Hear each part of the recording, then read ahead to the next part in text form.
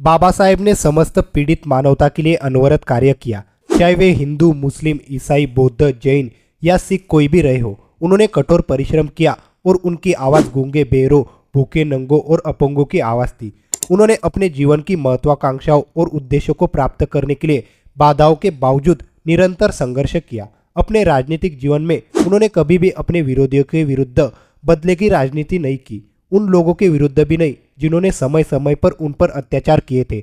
उनके दिमाग में एक ही और वही एक विचार सदाई कौनता था कि किस प्रकार उनके दबे कुचले भाइयों, जिनके मध्य वे स्वयं जन्मे थे, कि अच्छी सेवा की जाए और इस तरह पूरे देश की सेवा करने के लिए क्या किया जाए। अंतिम सांस तक यही विचार उनके मन मस्तिष्क में बना रहा। वीडियो कैसी लगी हमें कमेंट करके जरूर बताना और हमारे चैनल को लाइक और सब्सक्राइब जरूर करना। धन्यवाद।